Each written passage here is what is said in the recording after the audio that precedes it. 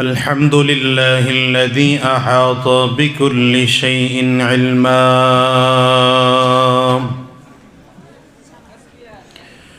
وقضى بما يريد حكمة وحكما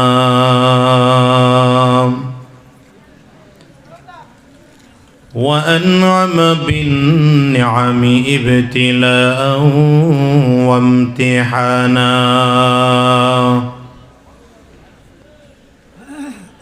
ونشهد أن لا إله إلا الله وحده لا شريك له ونشهد أن محمدا عبده ورسوله الذي أرسله بالحق بشيرا ونذيرا وداعيا إلى الله بإذنه وسراجا وقمرا منيرا أما بعد فأعوذ بالله من الشيطان الرجيم بسم الله الرحمن الرحيم إذا جاء أجلهم لا يستأخرون ساعة ولا يستقدمون صدق الله العظيم وصدق رسوله النبي الكريم ونحن على ذلك من الشاهدين والشاكرين والحمد لله رب العالمين سبحانك لا علم لنا إلا ما علمتنا إنك أنت العليم الحكيم رب اشرح لي صدري ويسر لي أمري واحلل عقدة من لساني يفقه قولي لا إله إلا الله জোরে জবান খুলে আওয়াজ দিয়ে সকলে মিলে লা ইলাহা ইল্লাল্লাহ লা ইলাহা ইল্লাল্লাহ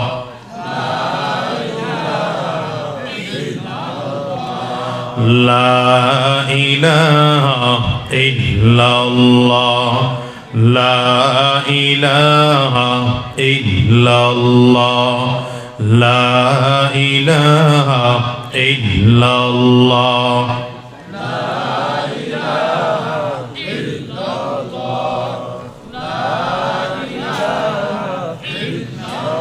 لا إله إلا الله محمد رسول الله বাঘাজোড়া নিসারিয়া কওমি মাদ্রাসা ও এতিমখানা বাঘাজোড়া ইসলামী যুব সংঘ ও বাঘাজোড়া উলামা তালাবা ঐক্য পরিষদের উদ্যোগে আয়োজিত 2 দিন ব্যাপী বার্ষিক ওয়াজ মাহফিলের আজ সমাপনী দিবসের মোহতারাম সম্মানিত সভাপতি সম্মানিত প্রধান অতিথি বিশেষ অতিথি বৃন্দ मंच उपस्थित जातिर रहबार जातिर सरदार सरताज हजरत उलमाए कराम সম্মুখবানে সমবেত দিন প্রিয় ইসলাম প্রিয় দিনদার ইমানদার মুমিন মুসলমান মর্দে মুজাহিদ ভাইরা, মুরব্বী বাবাজিরা, যুবক বন্ধুরা, কচি কাঁচা মাসুম বাচ্চারা, পর্দার অন্তরালে অবস্থানরত সম্মানিতা শ্রদ্ধা মা ও বোনেরা, আল্লাহ পাকের শুকর যে আল্লাহ তাআলা আপনাকে আমাকে অত্যন্ত দয়া করে মায়া করে মোহাব্বত করে ভালোবেসে আজকের এই কোরআনী মজলিসে, জান্নাতি বাগানে, ইমানদারদের মজলিস, আল্লাহ ওয়ালাদের মজলিসে, বিশেষ করে আল্লাহ পাকের জাকিরিন ও শাকিরিন বান্দাদের মজলিসে যে রব্বে করিম মৌলাই করিম আপনাকে আমাকে আসার বসার তৌফিক দান করেছেন, সে মহান রব্বুল ইজ্জত ওয়াল জালালের দরবারে শুকর আদায় করি। আমরা সকলেই জবান খুলে আওয়াজ দিয়ে চিৎকার করে জোরে সরে বলি আলহামদুলিল্লাহ।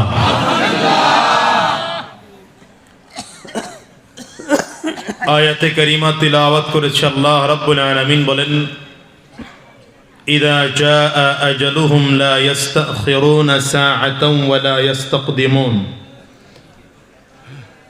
আল্লাহ বলেন, মৃত্যুর সময়টা প্রত্যেকের জন্য নির্ধারিত। এই সময়টা নির্ধারিত সময় যখন শেষ হয়ে যাবে, আজরাইল আলাইহিস সালাম সামনে এসে হাজির হয়ে যাবেন। যার মৃত্যুর সময় যখন নির্ধারিত, এই নির্ধারিত সময় থেকে মৃত্যুর সময় বাড়বেও না, কমবেও না, আগাবেও না, পিছাবেও না। প্রথম কথা হচ্ছে, এই কথা বিশ্বাস করতে হবে আমরা একদিন দুনিয়ায় কেউ থাকবো না। যেমন এই দুনিয়াতে আমরা কেউ একদিন ছিলাম না, আজ আসি, কিন্তু ভবিষ্যতে এমন একটা দিন আসবে যেদিন আমরা কেউ এই দুনিয়ার মধ্যে থাকবো না।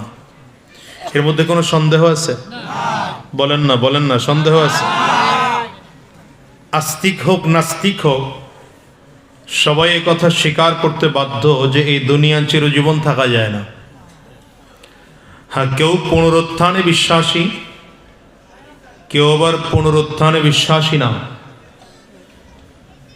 আবার কারো বিশ্বাস হচ্ছে পুনর্জন্মের বিশ্বাস। পুনর্জন্ম মানে, যেমন আমাদের দেশের হিন্দুদের বিশ্বাস হচ্ছে মানুষ মৃত্যুর পরে বারবার বারবার জন্ম নেয়, অর্থাৎ জান্নাত জাহান্নাম বলতে কিছু নেই। মানুষ এই জীবনে যা আমল করে, পরবর্তী জীবনে এর ফলাফল অনুযায়ী তার জন্ম হয়। নাউজুবিল্লাহ বলবেন না? এই জীবনে যদি মানুষ ভালো আমল করে, তাহলে পরবর্তী জীবনে মানুষ হয়ে জন্মগ্রহণ করতে পারে। আর এই জীবনে যদি ভালো আমল করে জমিন থেকে বিদায় হতে না পারে, তাহলে পরবর্তী জীবনে কুকুর, বানর, শিয়াল, নিকৃষ্ট প্রাণী হয়ে জন্মগ্রহণ করতে হয়। এ হচ্ছে আমাদের সমাজের একদল মানুষের বিশ্বাস। আরেক দল মানুষের বিশ্বাস এটা আছে যে মানুষ মরে গেলে ওই পশু প্রাণীর মতো মানুষও মাটি হয়ে যায়। যেমন গরুর মৃত্যুবরণ করছে, মাটি হয়ে গেছে, ওর হাসর নাসর মিজান সিরাত বলতে কোনো বিষয় নেই। আমাদের সমাজে কিছু মানুষের বিশ্বাস এমন আছে যে মানুষও মরলে আর থাকে না, সেও মাটির সাথে মিশে যায়। জান্নাত জাহান্নাম, কবরের আযাব, আরাম এমন কোনো কথা নেই। এই জন্য তারা বলে, খাও দাও ফুর্তি করো, দুনিয়াটা মস্ত বড়, আগামীকাল বাঁচবে কিনা বলতে পারো। তার মানে হলো যে এই কয়দিন দুনিয়া আছো, ওই কদিন আমোদ ফুর্তিতে কাটায় নিয়ে যাও, মরে গেলে আর আমোদ ফুর্তি করার সুযোগ পাইবা না। কিন্তু ইসলামের বিশ্বাস, মুসলমানদের বিশ্বাস হচ্ছে মৃত্যুর পরে কবর নামের একটা ব্যাপার আছে না নাই? কবরে আজাম বা আরাম এমন একটা ব্যাপার আছে না নাই? নবীজির স্পষ্ট হাদিস, আল কবরু রাউযাতুম মির রিয়াজিল জান্নাহ। এই ভাই, আপনি ফ্ল্যাশটা বন্ধ করেন, এটা চোখে বাজে। আল কবর রাউযাতুম মির রিয়াজিল জান্নাহ আও হুফরাতুম মিন হুফারিন নার। নবী বলেন কবরটা কারো জন্য জান্নাতের টুকরা হবে, আবার কারো জন্য জাহান্নামের গর্ত হবে।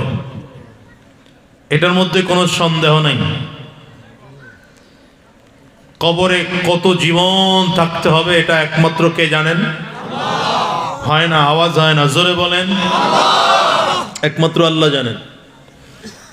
এই জনম জনম সময়, বছর বছর, শত বছর, হাজার বছর, এমনও হতে পারে লক্ষ বছর এই কবরের মধ্যে থাকতে হবে।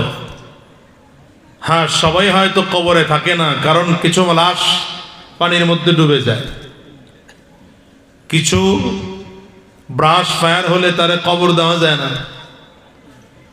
এই জগৎটাকে আলামে বারজাখ বলে। মৃত্যুর পরে কিয়ামতের ময়দানে উঠার আগের এই সময়টুকুকে কি বলে? আলামে বারজাখ। এই বিষয়ে নবীর হাদিস দ্বারা স্পষ্ট প্রমাণ আছে। এরপরে শুরু হবে কিয়ামতের ময়দান। কিয়ামতের ময়দান সত্য না মিথ্যা? সবাই কথা বলে না, সত্য না মিথ্যা? নেককারদের জন্য জান্নাত, গুনাহগারের জন্য জাহান্নাম, এর মধ্যে কোনো সন্দেহ আছে? কেউ জান্নাতি হবে, কেউ জাহান্নামী হবে। কিয়ামতের ময়দানে দাঁড়াতে হবে। আমলনামা কারো ডান হাতে আসবে, কারো আমলনামা বাম হাতে আসবে। মিজানের পাল্লায় কারো আমলনামা নেকের পাল্লা ভারী হবে, কারো নেকের পাল্লা হালকা হবে, গুনাহের পাল্লা ভারী হবে। এর মধ্যে কোনো সন্দেহ নেই। এখন প্রশ্ন করতে পারেন, হুজুর হিন্দু ভাইদের পুনর্জন্মের বিশ্বাস সত্য না, আবার আরেক দলের বিশ্বাস মৃত্যুর পরে মাটি হয়ে যাব, এটা সত্য না, আপনার কথা কেমনে সত্য বলবো? আমার কথা সত্য স্বীকার করতে হবে না। কোরআন ও হাদিস যেটা বলছে সেটা সত্য না মিথ্যা? এই যে কথা কয় না। কোরআন ও হাদিস যা বলা হয়েছে, আল্লাহ যা বলেছেন, এটা সত্য না মিথ্যা? আল্লাহ তাআলা কোরআনুল কারীম নাজিল করে কোরআনকে মিথ্যা প্রমাণ করার জন্য বারবার চ্যালেঞ্জ দিয়েছেন। যালিকাল কিতাবু লা রাইবা ফীহ বলে প্রথম চ্যালেঞ্জ দিয়েছেন। এরপরে আল্লাহ বলেছেন, ওয়া ইন কুনতুম ফী গায়বিম মিম্মা নাযালনা আলা আবদিনা ফাতু বিসূরাতিন মিন মিথলিহি ওয়াদউ শুহাদাআকুম মিন দুনিল্লাহি ইন কুনতুম সাদিকিন। আল্লাহ বলেন, যদি সত্য হও তাহলে আমি আল্লাহর কোরআনের মতো কোরআন দরকার নেই, সূরার মতো একটা সূরা বানাও। আজ পর্যন্ত কেউ পেরেছে? কোরআনের মতো কোরআন পারে নাই, সূরার মতো সূরা পারে নাই। এমনকি আয়াতের মতো একটা আয়াত পৃথিবীর মানুষের দ্বারা 1450 বছরের ইতিহাসে সম্ভব হয় নাই। মাথা নিচের দিকে দিয়ে রাখছেন কয়েকজন, মাথা নিচের দিকে না, চেহারা আমার দিকে, নজর এখন আমার দিকে দিয়ে রাখবেন, কারণ আমি উস্তাদ না, উস্তাদ হওয়ার যোগ্য না, কিন্তু চেয়ারটা উস্তাদের চেয়ার।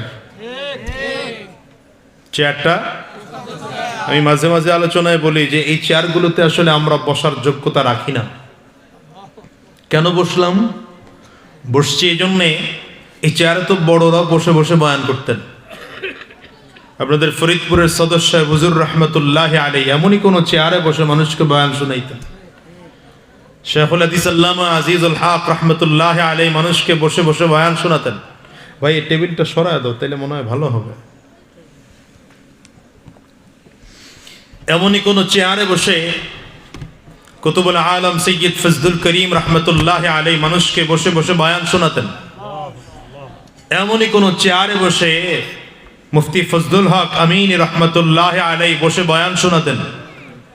এমনই কোন চেয়ারে বসে শরীয়তপুরি রহমতুল্লাহ আলাইহি, হাজী শরীয়তুল্লাহ রহমতুল্লাহ আলাইহি বয়ান শোনাতেন। এমনই কোন চেয়ারে বসে শাইখুল ইসলাম আল্লামা আহমদ শফি রহমতুল্লাহ আলাইহি এদেশের মানুষকে বয়ান শোনাতেন। এমনই কোন চেয়ারে বসে আল্লামা দিলওয়ার হোসেন সাইদি সাহেব মানুষকে বয়ান শোনাতেন। আমরা চেয়ারে বসছি কেন? কাব্বারানি মাউতুল কুবারা, বড়রা মৃত্যুবরণ করছে, এই জন্য আমরা ছোটরা বড় হয়ে গেছি। মূলত চেয়ারে বসার যোগ্যতা আমরা রাখি না, এই জন্য বলবো এটা উস্তাদের চেয়ার, চেয়ারটা উস্তাদের। এই জন্যে চেয়ারের কারণে মানুষের দাম বেড়ে যায়। এই যে ছাত্র বৈষম্য বিরোধী ছাত্র আন্দোলনের পরে দুইজন ছোট ছোট বয়সের বাচ্চা মন্ত্রী হয়ে গেছে। খাজান একজনের নাম হলো কি জানো? আসিফ মাহমুদ, আর একজন হলেন না একই সজীব নাহিদ সাহেব। ভার্সিটির ছাত্র, বয়স কম, সেই হিসেবে তুলনা করলে এখানে যে ছাত্ররা আছে ছাত্রদের সমতুল্য, কিন্তু চেয়ার তাকে সম্মান বাড়িয়ে দিয়েছে। কথা বলেন না?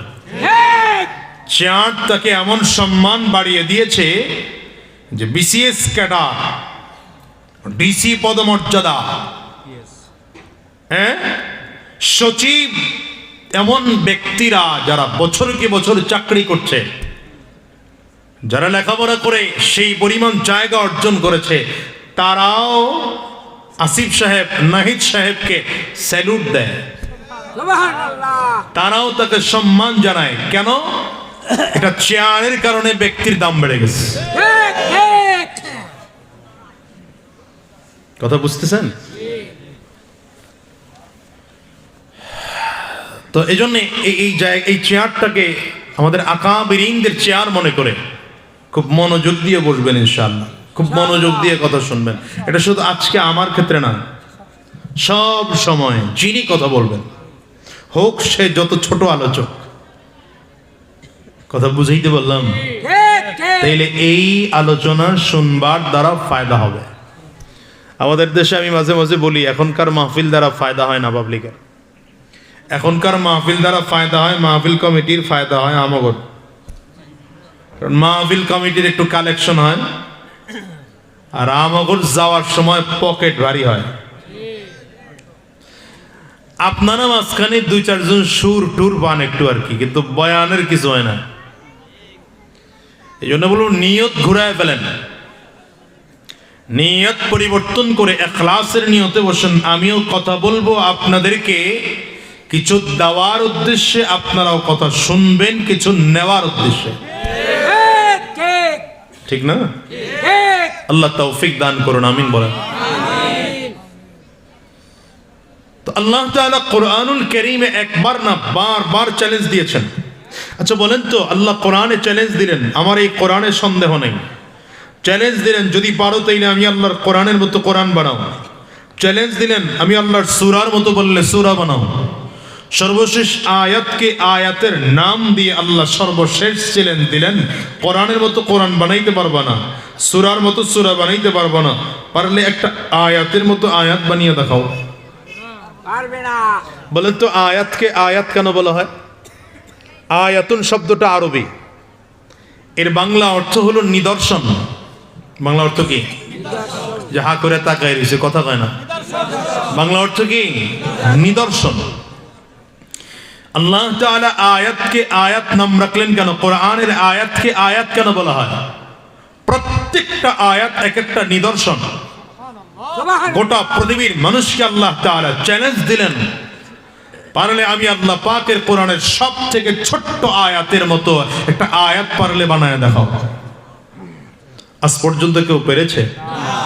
পারবে? পারবে বলে মনে হয়? এই কোরআনের মধ্যে সন্দেহ নেই, নবীজির হাদিসের মধ্যে সন্দেহ নেই। কোরআন যা বলে সত্য বলে, হাদিস যা বলে সত্য বলে। এই কোরআন আর এই হাদিসের মধ্যে যেহেতু কোনো মিথ্যা নেই, কোরআন বলেছে কবরের আযাব সত্য, তাইলে সত্য। কথা বলে না? কোরআন বলেছে কিয়ামতের ময়দান বলতে একটা ব্যাপার আছে, তাইলে এটা সত্য। কোরআন বলেছে জান্নাত জাহান্নাম বলে একটা ব্যাপার আছে, তাইলে এটা সত্য। কোরআন বলেছে ডান হাতে আমলনামা বাম হাতে আমলনামার একটা ব্যাপার আছে, তাইলে এটা না মিথ্যা? বলে না, বলে না, সত্য না মিথ্যা? মূল কথা আমরা এই দুনিয়ায় কেউ ছিলাম না। বলেন দুনিয়ায় সবাই বলে না, বলেন দুনিয়ায় কেউ সবাই বলেন। এখনো মুখ নড়ে না, আমি দেখতেছি, আমি সবার মুখের দিকে তাকায় দেখতেছি, সবার মুখ নড়ে না। এই দুনিয়া আমরা একদিন ছিলাম না, এখন আছি। সামনে এমন একটা সময় আসবে যখন আমরা কেউ, এটা কি নিশ্চিত? বলে না নিশ্চিত না, কোনো সন্দেহ আছে? আমি এখান থেকে বাড়ি যেতে পারবো কিনা সন্দেহ আছে। কি কথা হয় না? আমি আলোচনা শুরু করলাম, শেষ করতে পারবো কিনা সন্দেহ আছে, ঠিক না? ঢাকা থেকে আসছি বা অমুক জায়গা থেকে আসছি, আবার যেতে পারবো কিনা সন্দেহ আছে। আপনারা যারা আসছেন সহি সালামতে বাড়িতে যেতে পারবে কিনা সন্দেহ আছে। তো মৃত্যু হবে, এর মধ্যে কারো সন্দেহ নাই, ঠিক না? মরণ সবাই বিশ্বাস করে, হিন্দু বিশ্বাস করে, খ্রিস্টানও বিশ্বাস করে, নাস্তিকরাও বিশ্বাস করে, বৌদ্ধরাও বিশ্বাস করে, সকল ধর্মের মানুষ মৃত্যু বিশ্বাস করে। কিন্তু ব্যাপার হলো মৃত্যুর পরে পুনরুত্থান সবাই বিশ্বাস না করলেও আল্লাহ কোরআনে পুনরুত্থানের কথা বলেছেন। এজন্য নবী বলেন, আল কাইয়িসু মান দানা নাফসাহু ওয়া আমিলা লিমা বা'দাল মাউত। বুদ্ধিমানকে যে নিজেকে নিজে চিনে। এই পেছন দিকে তাকান যাবে না, এখন আমার দিকে তাকায় থাকতে হবে, ওই যে আগে বলছি। এখন ঘাড়ও ঘুরানো যাবে না, ঘাড় বুঝেন তো, চেহারা এদিক সেদিক ঘুরানো যাবে না। পিছনে যুদ্ধ হয়ে গেলেও কিছু আসা যায় না, আপনি আমার দিকে তাকায় থাকবেন প্রত্যেকে। একটুকু নজর যেন ডানে বামে না যায়, দিল যেন একটুকুর জন্য না ছোটে, তাইলে আলোচনায় ফায়দা হবে। খুব অল্প সময় কথা বলবো। কি বললাম?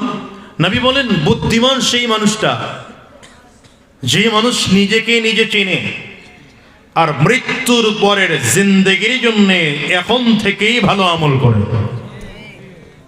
আমাদের দেশে বুদ্ধিমান কা করে বলে?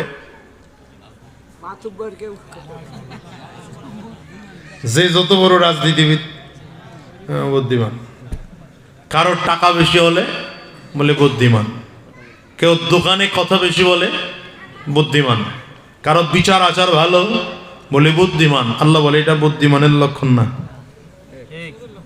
আল্লাহ রাসূলের ভাষ্য অনুযায়ী বুদ্ধিমানকে যার মধ্যে দুইটা গুণ থাকবে। আল কাইয়িস, নবী বলেন বুদ্ধিমানকে মান দানা নাফসাহু, যে নিজেকে নিজে চিনে। নিজেকে নিজে চিনার মানে কি? নিজেকে নিজে আবিষ্কার করা, আমি কে এটা বুঝতে হবে, আমার অস্তিত্বকে এটা বোঝা দরকার। আমি মাঝে মাঝে উদাহরণ দিয়ে বলি, আপনাদের এলাকার ইউনূস সাহেব চাইলেই যার তার সাথে বসে চা খায় না, যার তার সাথে আড্ডায় বসে না। আপনাদের ডিসি সাহেব যার তার সাথে আড্ডায় বসে না, কেন? সে নিজেকে নিজে চিনে, তার লেভেলের কারো সাথে বসে। আপনি মুসলমানের সন্তান, চাইলেই হিন্দুর সাথে বন্ধুত্ব করতে পারেন না, খ্রিস্টানের সাথে বন্ধুত্ব করতে পারেন না, বেঈমানের সাথে বন্ধুত্ব করতে পারেন না। মুসলমানের সন্তান, বন্ধুত্ব করতে হলে মুসলমানের সাথেই বন্ধুত্ব করতে হবে, ঠিক না? এরপরেও যদি 16 কোটি মানুষের চোখ ফাঁকি দিয়ে বন্ধুত্ব করেন, তাহলে দিন শেষে পরিস্থিতি এমন হয়, দুপুরের খানা পাকানো থাকলেও না খাইয়া ওই বন্ধুর বাড়িতেই পালাতে হয়। বুঝেন নাই? আরেকদিন পরে বুঝবেন, কথাটা ধরে রাখেন। আল্লাহ, এই নিজেকে নিজে চিনা। আমি মুসলমানের সন্তান, আমার বাবা মুসলমান, আমার দাদা মুসলমান, আমি জান্নাতি, জাহান্নামী না। আমার আদি পিতা আদি মাতাকে আল্লাহ তাআলা বানিয়ে জান্নাতে রাখছিলেন। কই রাখছিলেন? জান্নাতে। আচ্ছা, আমি একটা ছোট প্রশ্ন করি, প্রশ্নের উত্তরটা বুঝে শুনে দিয়েন। আল্লাহ তাআলা আদম আলাইহিস সালামকে বানানোর সময় ফেরেশতাদেরকে নিয়ে কি পরামর্শ করেছেন? ইন্নী জাইলুন ফিল আরদি খলিফা। উলামায়ে কেরাম খেয়াল করেন, আল্লাহ কি বলছেন? ইন্নী জাইলুন ফিস সামাই খলিফা। ইন্নী জাইলুন ফিল জান্নাতি খলিফা। কি বলছেন? ফিল আরদি, জান্নাতে আল্লাহ খলিফা বানাবেন, আসমানে আল্লাহ খলিফা বানাবেন। কোথায় বানাবেন? বলে না, কথা বলে না। কোথায় বানাবেন? আল্লাহ বানাবেন জমিনের জন্য। প্রতিনিধি আল্লাহ বানাইতে চান জমিনে। আদম আলাইহিস সালামকে বানাইয়া আল্লাহ জান্নাতে রাখলেন কেন? বুঝেন নাই? আল্লাহ ফেরেশতাদেরকে যখন বললেন আমি বানাতে চাই, মানুষ বানাতে চাই, প্রতিনিধি বানাতে চাই, কোথার জন্য? জমিনের জন্য। বানাইয়া আসমানে জান্নাতে রাখলেন কেন? কেন বানাইলেন? আল্লাহ তাআলা বানাইছেন তো দুনিয়ার জন্যই, জমিনের জন্য। এই জন্যই তো আদম আলাইহিস সালামকে জমিনে বানানোর আগে তাওবা মাফ যেন হয়, এই জন্য কাবা বানাইছেন ফেরেশতাদেরকে দিয়া। সুবহানাল্লাহ। জমিনে পাঠানোর আগে কাবা বানাইছেন। তো জান্নাতে রাখার মানে হলো এই। আল্লাহ বলেন ইন্নাল্লাহ আশতারা মিনাল মুমিনিনা ইন্নাল্লাহ আশতারা মিনাল মুমিনিনা আনফুসাহুম ওয়া আমওয়ালাহুম বিআন্না লাহুমুল জান্নাহ। আমি মুমিনের কাছে জান্নাত বিক্রি করলাম, বিনিময়ে মুমিনের জান আর মাল কিনে নিলাম। আল্লাহ তাআলা জান্নাতটা ঘুরায়া দুনিয়া পাঠাইছেন, এটা দেখা যাও। বলে না সুবহানাল্লাহ? ভালো, দেখা যাও, এটা তোমার আসল ঠিকানা। দুনিয়াতে পাঠাইছি, আল্লাহ পাঠায় বলেন মুস্তাকাররুন ওয়া মাতাউন ইলা আইন। দুনিয়া থাকবা অল্প কয়দিন। কয়দিন? অল্প কয়দিন। 30 বছর, 40 বছর, 50 বছর, 60 বছর, 70 বছর, আরো বেশি হলে 100 বছর। আমার দাদা হায়াত পাইছেন 108 বছর।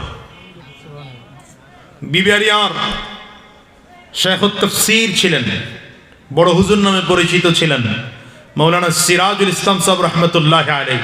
130 বছর ইন্তেকাল করছেন। হ্যাঁ, শেখুল হাদিস হুজুরের উস্তাদ। এই হায়াত যত বড় বলি, হায়াত তো অল্প। নবী বলেন এই হায়াতটা 130 বছর, 40 বছর, যদি আরো বলেন তাহলে বনি ইসরায়েলের যুগে 1200-1400 বছর হায়াত ছিল। মুসা আলাইহিস সালাতু ওয়াস সালামের কাছে একজন মহিলা আসছে, তার এক বাচ্চা নিয়ে আসছে। কি নিয়ে আসছে? বাচ্চাকে আইনা পয়গম্বর মুসা আলাইহিস সালামের সামনে দাঁড় করায় বলেন, পয়গম্বর মুসা, আমার এই বাচ্চাটার জন্য একটু দোয়া করে দেন, আল্লাহ যেন ওর হায়াত বাড়ায় দেয়। কি বাড়ায় দেয়? পয়গম্বর মুসা আলাইহিস সালাম বললেন, মা আপনার বাচ্চার বয়স কত? কয় 80 বছর। বাচ্চার বয়স কত? এই ভাই কি বসার জায়গা পায় না? নাই, জায়গা নাই ভাই, বসেন। বাচ্চার বয়স কত? মুসা আলাইহিস সালাম বলেন, মা আপনি আপনার বাচ্চার বয়স 80 বছর, তার হায়াত বাড়ানোর জন্য আমার কাছে দোয়া চাইতে আসছেন। আপনি জানেন শেষ নবী মুহাম্মদুর রাসূলুল্লাহ সাল্লাল্লাহু আলাইহি ওয়াসাল্লামের উম্মতদের গড় বয়স হবে 40 থেকে 60 বছর। কত বছর? মহিলা আশ্চর্য হয়ে জিজ্ঞাসা করে, আহুম ইয়াসনাউনাল বাইত?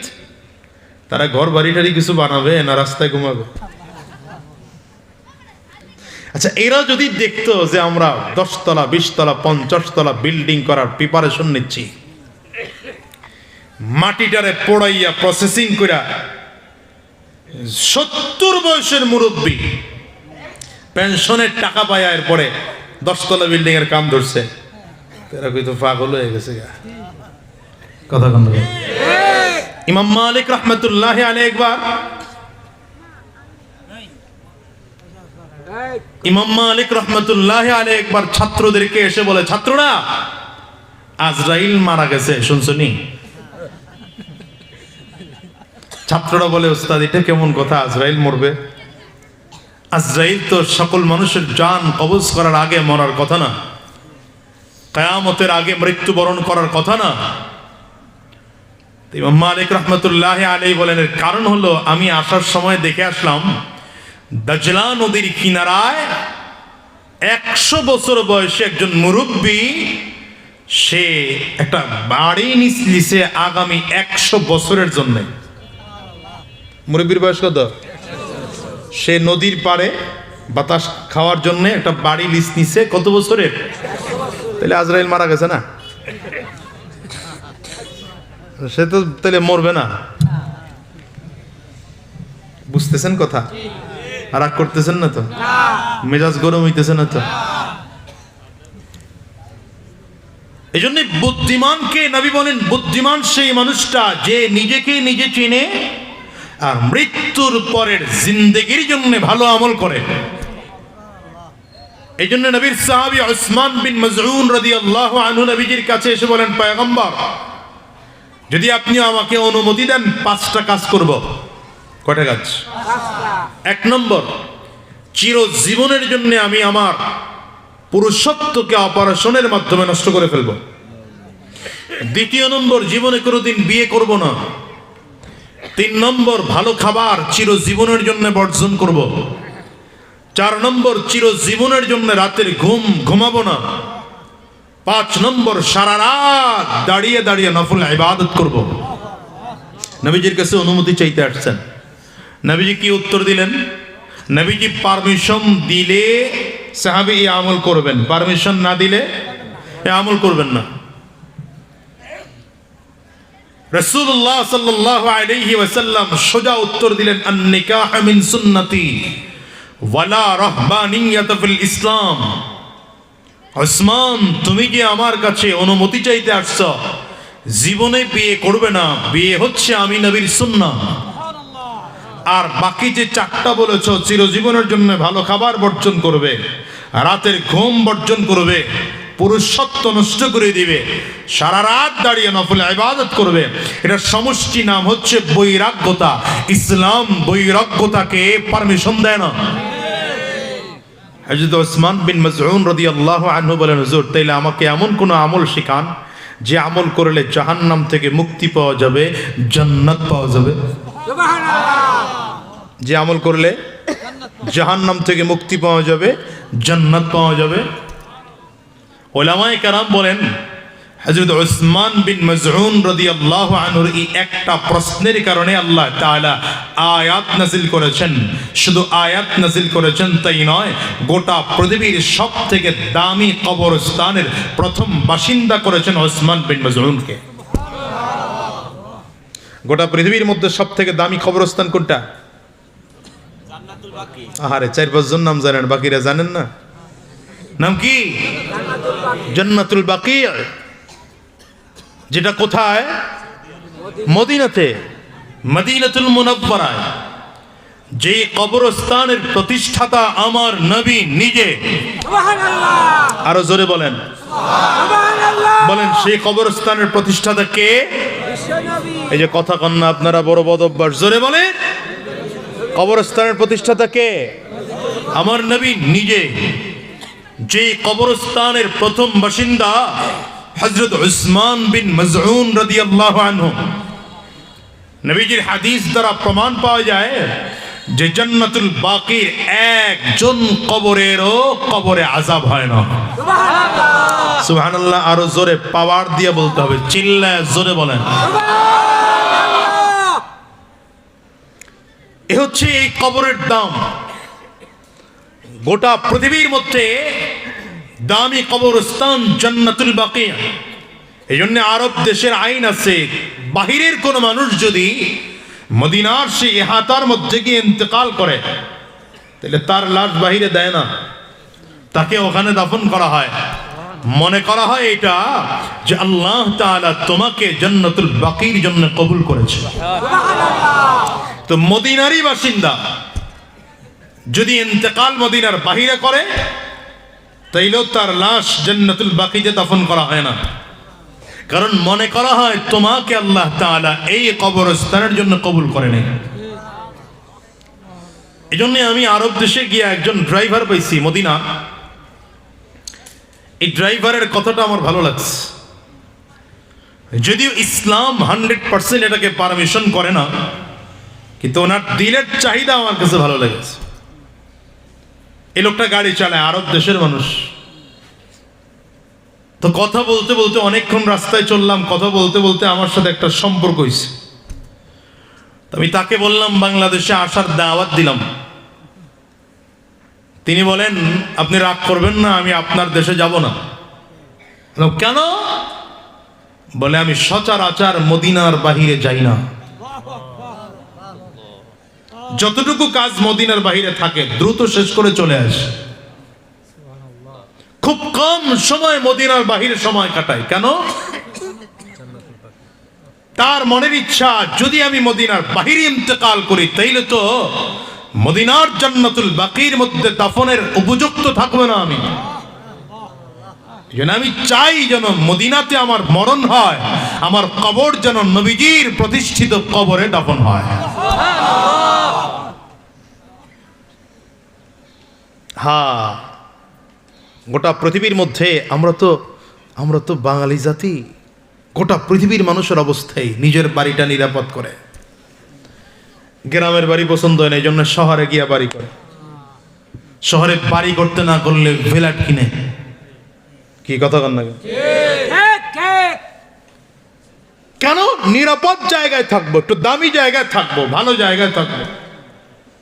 গ্রামের রাস্তাঘাট ভালো না, সিকিউরিটি অবস্থা ভালো না, এই জন্য শহরে থাকবো। আপনি দুনিয়ার বাড়িটাকে এত নিরাপদ করার ফিকির করতেছেন, বলেন কবরের বাড়িটা নিরাপদ করার কি ফিকির আছে আপনার মধ্যে? সচেতন মুসলমান বলো, তোমার কবরের বাড়িটা নিরাপদ করার কি কি ফিকির করেছো? অথচ দুনিয়ার বাড়িটাকে নিরাপদ করার জন্য যেই পরিমাণ চেষ্টা, ফিকির আর মেহনত করা লাগে, তার চেয়ে 1000 গুণ কম মেহনতে জান্নাতের বাড়ি নিরাপদ হয়। কেন বললাম? দুনিয়া একটা বাড়ি করার জন্য সারা জীবন মেহনত করে কেউ বাড়ির মালিক হতে পারে না অনেক সময়। কি কথা বলেন না? এইখানে যারা আছেন সবাই চেষ্টা করতেছেন না দুনিয়ার জন্য? এবার কথা বলেন, আমার সাথে কথা বলেন। চেষ্টা করতেছেন না করেন না? 24 ঘন্টা চেষ্টা চলতেছে। কেউ চাকরি করতেছেন, ব্যবসা করতেছেন, ক্ষেত খামার করতেছেন, দুনিয়া চালাইতেছেন। আচ্ছা বলেন, সবার কি একই সম্পদ, একই রকম সম্পদ, না সম্পদের বিভিন্ন রকম আছে? একই ঘরের 5 ভাই 7 ভাই, কেউ বাড়ি বিল্ডিং করতে পারছে, কেউ এখনো কাঠের ঘরে ঘুমায়। কি কথা বলেন? কারো ঘরের খাটের দাম 50,000 টাকা, কারো খাটের দাম 2,000 টাকা। আছে না নাই? পরিশ্রম কি কেউ কম করছে? তার মানে বোঝা গেল দুনিয়ায় অনেক মেহনত করার পরে এতটুকু পাওয়া যায়। আর আল্লাহর কোরআন বলে আখিরাতে মেহনত কম করলেও অনেক বেশি পাওয়া যায়। কারণ রবের ওয়াদা, মান জাআ বিল হাসানাতি ফালাহু আশরু আমসালিহা। আখিরাতের দাওয়া, রব্বে কারীমের দাওয়া শুরুই হয় মিনিমাম 10 দিয়া। কত দিয়া বলেন? আওয়াজ করে বলেন। আওয়াজ দিয়ে চিল্লায় সুবহানাল্লাহ বলেন। এই যে সুবহানাল্লাহ বললাম, মিনিমাম 10 নেকি আমল নামায় যোগ হয়ে গেল। যতবার বলবেন ততবার। শুধু তাই নয়, আল্লাহ তাআলা সুবহানাল্লাহ বলার বিনিময়ে জান্নাতের মধ্যে এমন বাড়ি তৈয়ার করে দিয়েছেন, জান্নাতের মধ্যে এমন ফলওয়ালা গাছওয়ালা একটা বিশাল ছায়াওয়ালা গাছ তৈয়ার করে দিয়েছেন। নবী বলেন, সেই গাছের নিচে গিয়ে যদি 500 বছর ঘোড়া দৌড়ানো হয় তাইলেও ছায়া শেষ হবে না। বলেন, দুনিয়া কামানো সহজ না আখিরাত কামানো সহজ? কিন্তু বোকার দলেরা বুঝে না, এরপরে দুনিয়ার পেছনে দৌড়ায়। বরঞ্চ দুনিয়াটা এমন এক ব্যাপার, আখিরাত কামাইলে দুনিয়া অটো আপনার পেছনে ঘুরে। কথা কন না তো? আখিরাত কামাইলে, কিন্তু দুনিয়া কামাইলে আখিরাত পাওয়া যায় না। রাহমাতুল লিল আলামিন বলেন, 3টা পাখি আকাশ থেকে উড়ে যায়। সাহাবায়ে কেরামদেরকে লক্ষ্য করে বলেন, সাহাবীরা, 3 পাখি আসমান থেকে উড়ে যাইতেছে, খেয়াল করো। মাঝখানের পাখিটা যদি দুনিয়া হয়, সামনের পাখি তাহলে আখিরাত, পেছনের পাখিটা তুমি দৌড়াইতেছো দুনিয়া ধরার জন্যে। দুনিয়া পাইবা না, আখিরাত পাওয়ার কোনো সম্ভাবনা নাই। কিন্তু যদি মাঝখানের পাখিটা তুমি হও, তাহলে তুমি দৌড়াইতেছো আখিরাত পাওয়ার জন্যে, কিন্তু দুনিয়া দৌড়াইতেছে তোমাকে পাওয়ার জন্যে। বুঝেন নাই মনে হয়। তুমি দৌড়াও আখিরাত পাওয়ার জন্য। আল্লাহ পাকের ওয়াদা আছে, আখিরাত পাওয়ার জন্য যদি কেউ দৌড়ায় আল্লাহ তাআলা আখিরাত তাকে দিয়ে দেয়। কথা বল না? ওয়াল্লাযীনা জাহাদু ফীনা লানাহদিয়ান্নাহুম, তাকিদ দেওয়া, লানাহদিয়ান্নাহুম। আল্লাহু আকবার। দুই তাকিদ দিয়া, লাম তাকিদ বা নুন তাকিদ, দুই তাকিদ দিয়ে বলেছেন অবশ্যই অবশ্যই আমি আল্লাহ তাকে আমার রাস্তা দেখাবই। সুবহানাল্লাহ। কিন্তু দুনিয়ায় রাস্তা পাওয়া এত সহজ না। কথা কান না কেন? জোর করে থাকলেও তো দুনিয়ায় থাকা যায় না। জনগণের ভোট নিজে নিজের দায়িত্ব নিয়ে ফিটাইয়া এরপরে একবার থাকা যায়। কথা কান না? হয়তো পুলিশ টুলিশ নিয়ে পিটাইলে আরেকবার থাকা যায়, পরের বার আর্মি নিয়ে পিটাইলে আরেকবার থাকা যায়, চতুর্থবারে কথা কান না কেন? ছাত্ররা যখন পিটান শুরু করে তখন আর এত মেহনত করলাম, এত মেহনত করলাম কতটুকুর জন্য? 56,000 বর্গ মাইলের জন্য 17 বছর আধিপত্য বিস্তার করেও থাকতে পারলাম না। কিন্তু রব্বে কারীম বলেন আখিরাতের জন্য মেহনত শুরু করে দাও। আরে আখিরাতের জন্য মেহনত শুরু করলে যাকে ছোট্ট জান্নাত দেওয়া হবে তার জান্নাতের বাউন্ডারি থাকবে দুনিয়ার 10 গুণ। নাই সুবহানাল্লাহ হয় নাই, আরো জোরে সুবহানাল্লাহ লাগে। দুনিয়ার জন্য মেহনত করবেন বেশি কিন্তু আপনার রেজাল্ট কম।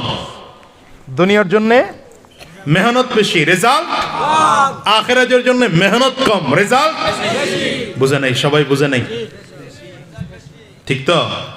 কথা কয় না ঠিক তো? তাহলে 1 নম্বর বললাম জান্নাতুল বাকি হচ্ছে গোটা পৃথিবীর সবথেকে দামি কবরস্থান। দ্বিতীয় নম্বর আরেকটা কবরস্থান আছে গোটা পৃথিবীর দামি কবরস্থান। কি সেটা? মাশাআল্লাহ মাশাআল্লাহ। বলেন বলেন সবাই বলেন। আরে হুজুররা তো জানে, এরা তো বলবেই। হুজুরগুর জন্য তো ওয়াজ না, হুজুরগুর জন্য হলো আমি ভুল কইলে হুজুররা ধরাই দেবে, এই জন্য আপনারা না বলবেন। গোটা পৃথিবীর মধ্যে দামি কবরস্থান দ্বিতীয় নম্বরে কোনটা? এটা জান্নাতুল মুআল্লা, যেটা মক্কাতুল মুকাররমায় আছে। এই দুইটা হাদিস দ্বারা প্রমাণিত, কিন্তু উলামায়ে কেরাম বলেন আরেকটা কবরস্থান আছে যেটা হাদিস দ্বারা প্রমাণিত না, কিন্তু এই কবরস্থানটাও দামি। কেন দামি হলো? কবরের মুর্দার কারণে কবরের দাম বেড়েছে। এই কবরটা কেমন কবর জানেন? এই কবরটা হলো 2000 মানুষ একই কবরস্থানে ঘুমাইতেছেন। আশ্চর্যের বিষয় হচ্ছে প্রত্যেকের 1 লক্ষ করে হাদিস মিনিমাম মুখস্থ আছে, প্রত্যেকের নাম নবীর নামের সাথে মিল, মুহাম্মদ নাম আছে। অর্থাৎ ওই কবরস্থানের জমির ওয়াকিফ যিনি জমি ওয়াকফ করছেন, তিনি ওয়াকফ করার সময় শর্ত দিছেন 2 শর্ত পাওয়া গেলে আমার এই কবরস্থানে তাকে দাফন করা যাবে, 2 শর্ত পাওয়া না গেলে আমার এই কবরস্থানে দাফন করার পারমিশন নেই। এর মধ্যে 1 নম্বর শর্ত হলো নাম হতে হবে মুহাম্মদ, দ্বিতীয় নম্বর মিনিমাম 1 লক্ষ হাদিসের হাফেজ হতে হবে। এটা উজবেকিস্তানে আছে, উজবেকিস্তানে। ইমাম বুখারী রাহমাতুল্লাহি আলাইহির কবরও ওখানে। এই কবরস্থানে 2000 মানুষ ঘুমাইতেছেন, প্রত্যেকেই মিনিমাম 1 লক্ষ হাদিসের হাফেজ। আপনারা তাকায় রয়েছেন, মানে এটা আপনাদের কাছে কিছু মনে হইতেছে না? না, এটা বুঝতেন তখন যদি আমাদের দেশের কবরস্থানের কোন ওয়াকিফ যদি এই শর্ত দিত বেনামাজি আমার এখানে দাফন দেওয়া যাবে না, তাহলে কত লাশ নদীতে ভাসায় দেওয়া লাগতো। আমাদের দেশের জমির কবরের যেই জমিদাতা ওয়াকিফ যদি এই শর্ত দিত যে ঘুষখোররে সুদখোররে আমার কবরে দাফন দেওয়া যাবে না, কত মুর্দারে দাফন না দিয়া ওই পাট কি বলে নদীর মধ্যে ভাসায় দেওয়া লাগতো। কয়টা হাদিস মুখস্থ জানেন? 1000 হাদিসের শর্ত দিলেও তো ঠিক আছে বোকা। কি কথা কন না কেন? আহারে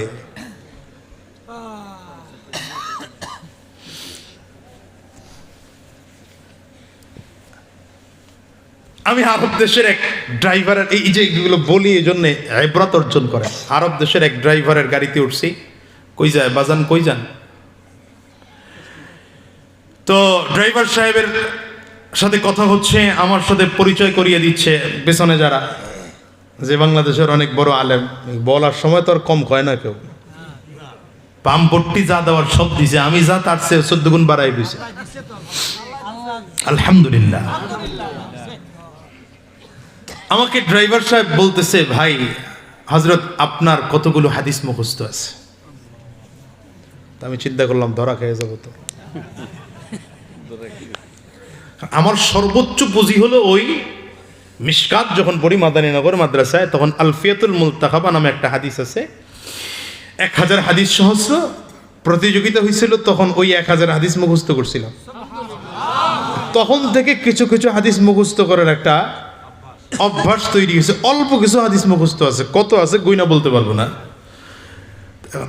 ড্রাইভার সাহেবরে চিন্তা করলাম, সে যেহেতু আমাকে প্রশ্ন করছে তাহলে কোনো ব্যাপার স্যাপার আছে। আমি বললাম আমারটা পরে বলবো, আপনার কত আছে? সে আমাকে বলছে আমি 2000 হাদিস এখন পর্যন্ত মুখস্থ করেছি এবং প্রতিদিন আমি 2 দিনে একটা হাদিস মুখস্থ করি। কি মনে করছেন? হা কইরা তাকায় রইছেন। একজন গাড়ির ড্রাইভার, তার 2000 হাদিস মুখস্থ।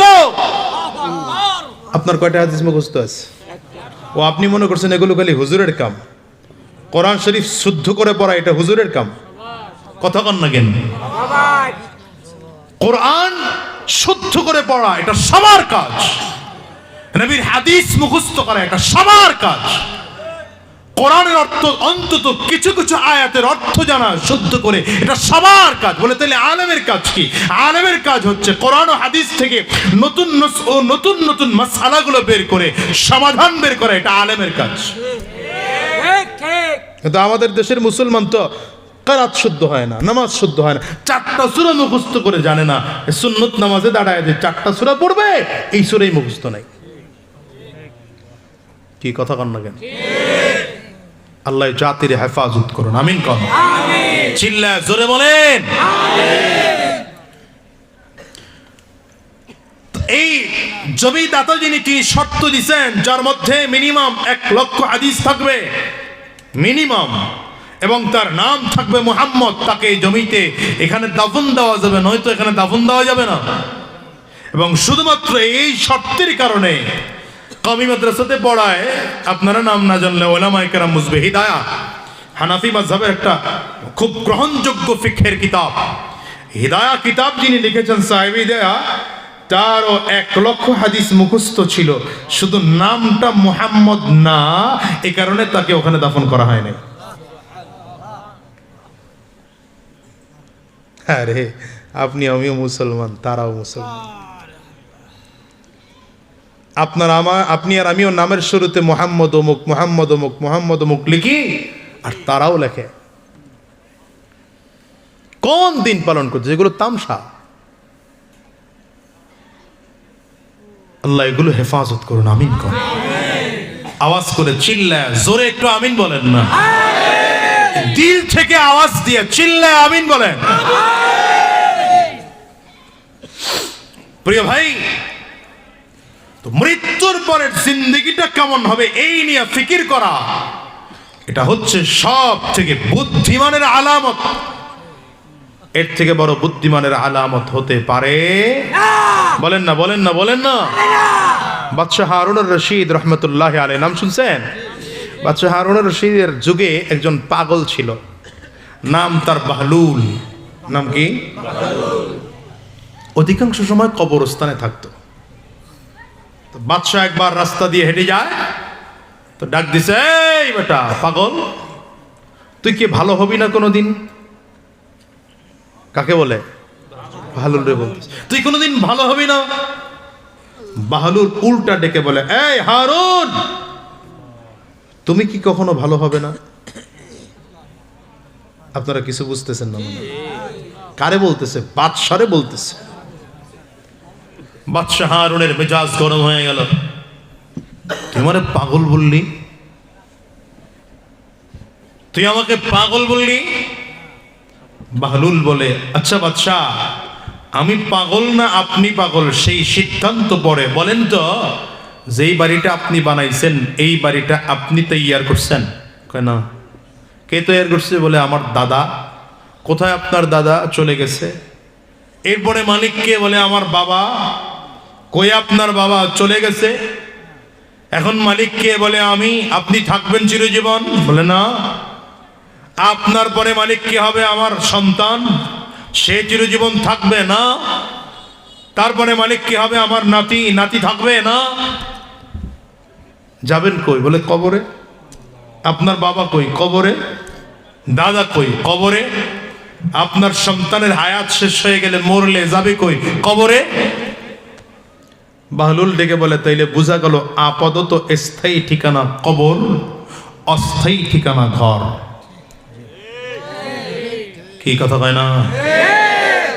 এখন আমি আমার স্থায়ী ঠিকানায় আগের থেকে এসে আছি, আপনি আপনার অস্থায়ী ঠিকানা রাজপ্রাসাদের জন্য পাগল হয়ে আছেন। বলেন বাদশাহ, আমি পাগল না আপনি পাগল?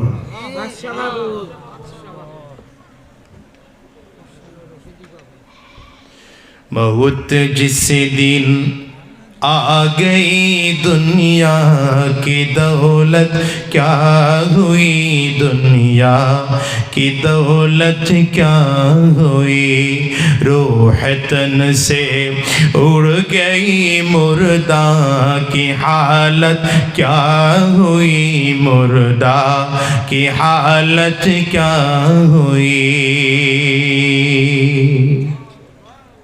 कैसे कैसे बादशाह रानिया शाहज़ादिया,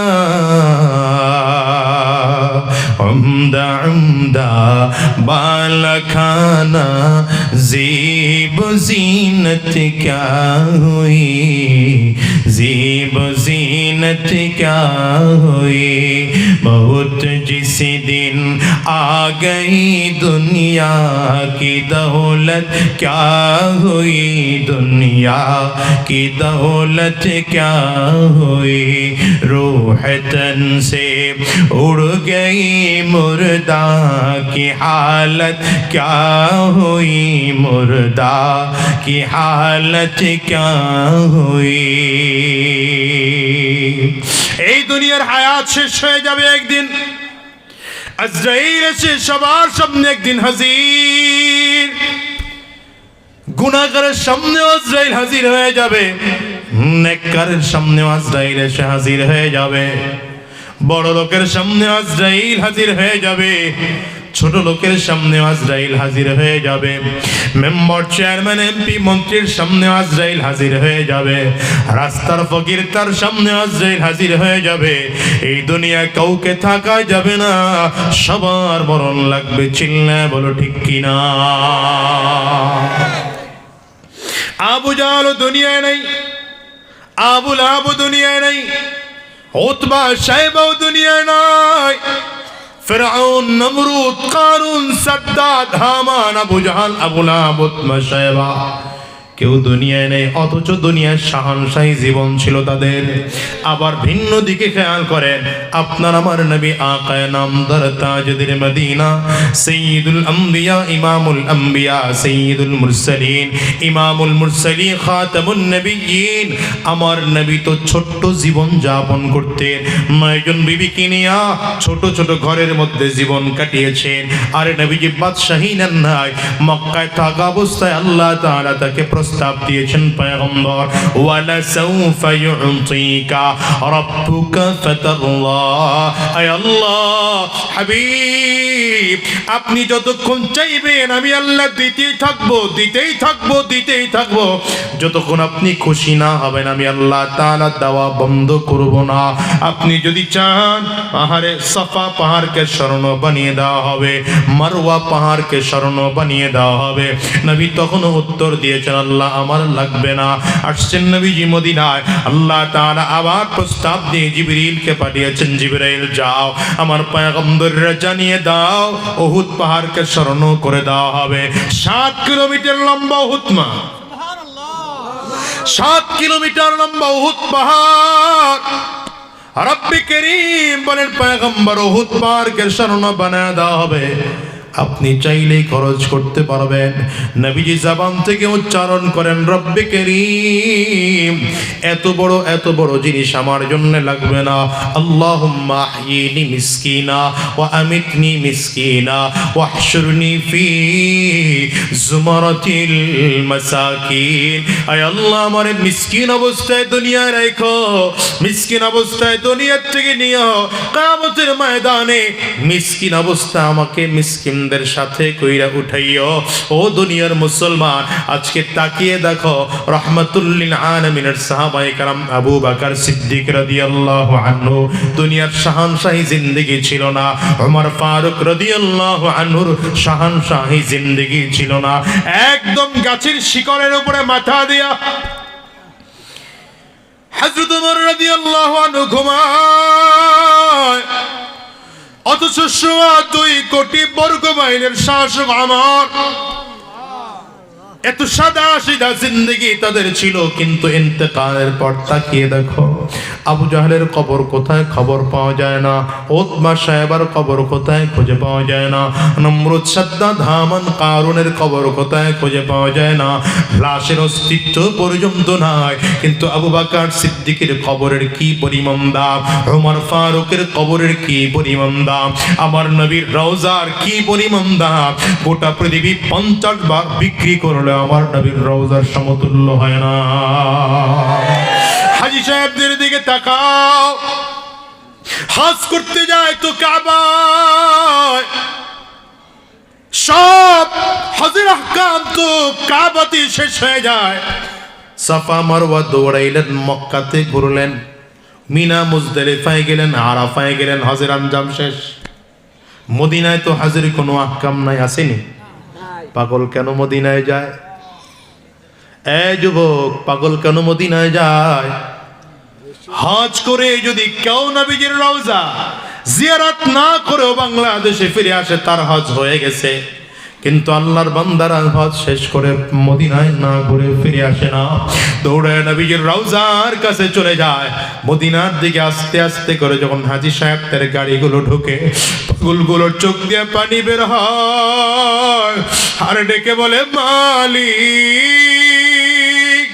এই রাস্তা তো এমন পবিত্র রাস্তা, এত দামি রাস্তা, যে রাস্তা দিয়ে তোমার নবীজি হেঁটেছে, যে রাস্তা দিয়ে তোমার নবী হাঁটতো, মদিনার ওই নবীজির মসজিদ নববীর মধ্যে মানুষগুলো নামাজ পড়ার জন্য পাগল হয়ে যায়। জান্নাতুল বাকির মধ্যে কি বলে, নবীজির ওই যে ঘর আর কবর, বাইনা বাইতি ওয়া মিম্বারি রাওযাতুম মির রিয়াজিল জান্নাহ, এই রিয়াজুল জান্নাহ মানুষ নামাজ পড়ার জন্য পাগল হয়ে যায়। আগে তো চাইলে শিডিউল পাওয়া যেত, এখন চাইলে শিডিউল পাওয়া যায় না। অ্যাপসের মাধ্যমে অল্প আধা ঘন্টার সময় তাদেরকে দেওয়া হয়। আল্লাহর বান্দা ওখানে গিয়া নামাজের মধ্যে দাঁড়ায়, কারো চোখ দিয়ে পানি বের হয়, আর ডেকে বলে মালিক, তোমার হাবিব তো এই জায়গায় দাঁড়িয়ে কত নামাজ পড়েছে, কত নামাজ পড়েছে, কত নামাজ পড়েছে, ঘর থেকে বের হইয়া তোমার হাবিব তো এখানে কত হাঁটছে, কত বের হইছে। তোমার হাবিব 5 ওয়াক্ত নামাজের মধ্যে ঘর থেকে ওযু বানাইয়া তোমার হাবিব তো সেই মিম্বরের মধ্যে দাঁড়াইতো। ওগো দয়ার মালিক, তোমার হাবিব যেখানে কদম রাখছে আমরাও সেখানে কদম রাখার সুযোগ পাইলাম। এর চেয়ে সৌভাগ্যবান গোটা পৃথিবীতে আর কিছুই হতে পারে না। এই দুনিয়ার যুবক, বলো আমেরিকায় যাও, Chinese, Japan, German, Indonesia, France, Malaysia যাও, বলো বলো আমার নবীর রওজা জিয়ারত করতে যাইতে মনে চাই কি চায় না? কাবা তাওয়াফ করতে মনে চাই কি চায় না? কার কার মনটায় চায় দুইটা হাত উঁচা করে আল্লাহকে দেখো, আওয়াজ দিয়ে জোরে চিৎকার করে ডাকো আল্লাহ।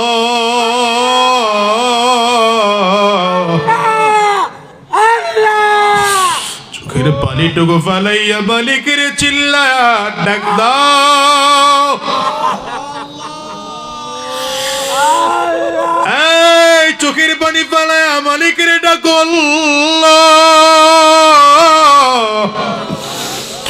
আল্লাহ জীবনে একটা বার যদিও হয় তোমার নবীর রওজা না দেখাইয়া কাবা তওয়াফ না করাইয়া, আল্লাহ জমিন থেকে দিও না গো মালিক।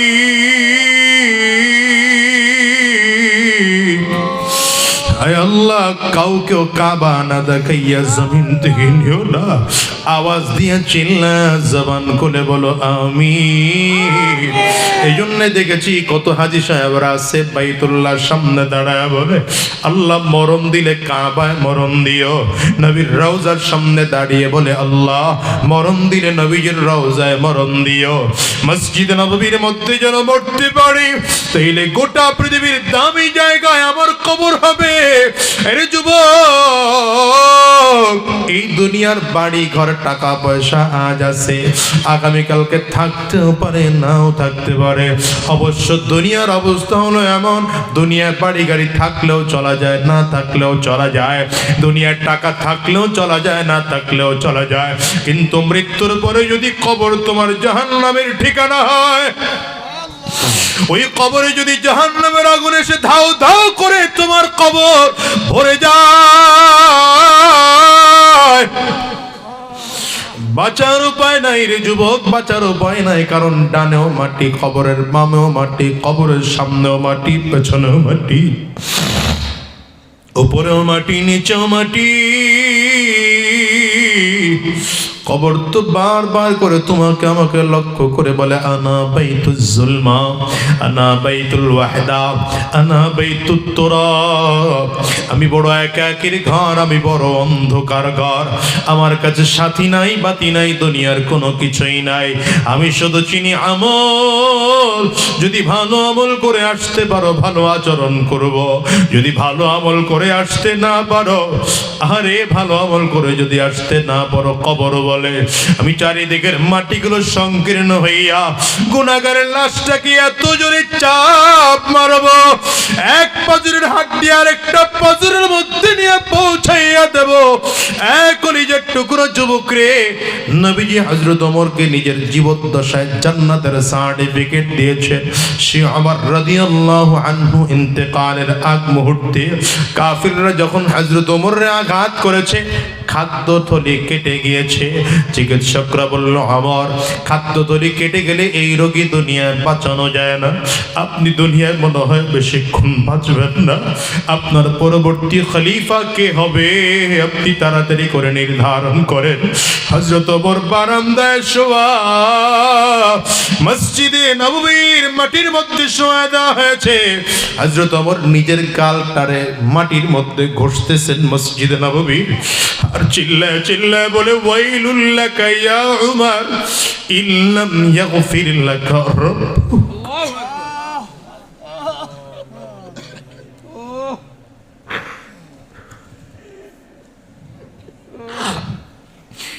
হযরত ওমর চিল্লাইতেছে আর বলতেছে, ওয়াইলুল লাকা ইয়া উমর ইল্লাম ইয়াগফির লাকা রাব্বুক। ওমর তুই ধ্বংস, যদি তোর মালিক তোরে মাফ না করে তাইলে তুই ধ্বংস।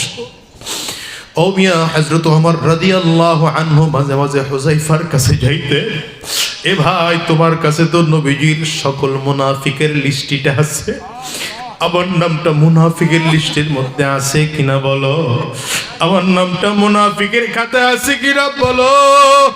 হুযায়ফা বলেন, ভাই বলা যাবে না, নবীজি বলতে নিষেধ করেছে। আছে সেটাও বলা যাবে না, নাই সেটাও বলা যাবে না। হযরত ওমর বাহানা করে জিজ্ঞাসা করেন, তাইলে বলো আমি মরলে তুমি আমার জানাজায় যাইবানি? কারণ তুমি তো কোনো মুনাফিকের জানাজায় যাও না। হযরত হুযায়ফা বলেন, কি বলেন, কেন যাব না? খলিফাতুল মুসলিমিন মারা গেলে আমি কি তার জানাজায় না যাইয়া পারি? হযরত ওমর কান্না করে আর বলে, ভাই নাই। তাইলে বুঝতে পেরেছি মনে হয় আমার নামটা মুনাফিকের খাতায় নাই। ওই ইন্তেকালের অবস্থায় শুয়ে আছেন, নিজের সন্তানকে পাঠাইছেন, যাও আম্মা জান আয়েশা সিদ্দিকার কাছে গিয়ে একটু অনুমতি চাও। আম্মা জান যদি অনুমতি দেয়, আমার নবীর পাশে আবু বকর সিদ্দিকের পাশে আমার কবর যেন হয়, এটা আমার মনের বড় তামান্না। আম্মা জান যদি আমার পারমিশন দেয়, তাহলে আমার নবীর পাশে আমি ঘুমাইতে চাই, আবু বকরের পাশে আমার লাশটাকে দাফন হোক, এটা আমি চাই। আম্মা জান পারমিশন দিয়ে দিলেন, সন্তান চলে আসছে। হযরত ওমর রাদিয়াল্লাহু আনহু বলেন, সন্তান রে, আমি কেন আমার কবরটা আমার নবীর পাশে দিতে চাই জানো? আবু বকরের পাশে কেন দিতে চাই জানো? গোটা পৃথিবীর মধ্যে সবথেকে দামি কবর আমার নবীর কবর। এর থেকে দামি কবর গোটা পৃথিবীর মধ্যে আর নাই। আমার নবীর কবর জান্নাতের বাগান। নবীর কবরে আযাব নাই, এটা নিশ্চিত। নবীর কবর জান্নাত। নবীর কবরের পাশে যদি আমি ঘুমাইতে পারি, তাহলে আমার নবীর কবরের বরকতে আমার কবরের আযাব আল্লাহ মাফ করে দিতে পারে। এই যুবকরে কেমন করে তোমারে বুঝাবো আমি জানি না। হযরত ওমর রাদিয়াল্লাহু আনহু, যাকে আমার নবী জান্নাতের সার্টিফিকেট দ্বিতীয় নম্বরে দিয়েছেন, এই মানুষ যদি এত ভয় পায় মরণ রে, তোমার আমার মরণকে কি পরিমাণ ভয় পাওয়া দরকার। আরে আজরাইল তো পেছনে ঘুর ঘুর করে ঘুরে কোন দিন জানি আদেশ হয়ে যায়, আর কোন দিন যেন আজরাইল সামনে এসে দাঁড়িয়ে যায়। গুনাহগারের সামনে আজরাইল দাঁড়িয়ে গেলে গুনাহগার তাকিয়ে তাকিয়ে দেখবে আজরাইলের পাও দুইটা জমিনে দেখা যায়, মাথা সাত আসমানের উপরে দেখা যায়। এক হাত পৃথিবীর পূর্ব প্রান্তে আর এক হাত পৃথিবীর পশ্চিম প্রান্তে। আজরাইলের চক্ষু দুইটা উহুদ পাহাড়ের চেয়ে বড় মনে হয়। আজরাইলের প্রত্যেকটা পশমের গোড়া থেকে মনে হয় যেন আগুনের ফুলকি বের হয়। আজরাইল আলাইহিস সালাতু ওয়াস সালাম গুনাহগারের রূহটাকে এই সুরত দিয়ে তো জোরে থাবা মারবে, কলিজার রগগুলো টাস টাস টাস টাস করে ছিঁড়ে যাবে। এই দুনিয়ার যুবক যারা এখনো গুনাহের মধ্যে লিপ্ত আছো, হারাম কাজের মধ্যে লিপ্ত আছো, মনে করো অনেকদিন দুনিয়া বাঁচবো না রে ভাই না। আজকের ময়দানটার দিকেও তাকিয়ে দেখো, কত মানুষ যেন আছে মা হারিয়েছেন, কত মানুষ যেন আছে বাবা হারিয়েছেন। এ বাজান রে, আজকের মজলিসের মধ্যে কার কার মা না, একটু হাতটা উঁচা করে মালিকরে দেখাও। কার কার মা নাই, তোমরাও হাত উঁচা করে দেখাও। হাতগুলো একটু তুলে রাখেন বাজান। আমার যুবকরা তাকিয়ে তাকিয়ে দেখুক মা হারা মানুষেরা কেমনে কাঁদে।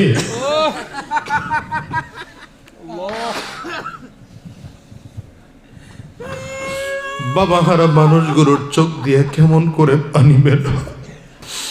ও যুবক, এতগুলো মানুষ হাত তুলছে, এদের কারো মধ্যে মা নাই, কারো বাবা নাই, কারো আব্বা আম্মা দুইজনের কেউ নাই। এমন একটা দিন আসবে তুমি আর আমিও জমিন থেকে বিদায় হয়ে যাব। সাবধান করে বলে যাই রে ভাই, কবর বড় ভয়ঙ্কর, কবর বড় ভয়ঙ্কর, কবর বড় ভয়ঙ্কর। কবর সম্পদশালী চিনে না, ক্ষমতাবান চিনে না, টাকাওয়ালা চিনে না, সম্মানী ব্যক্তি চিনে না।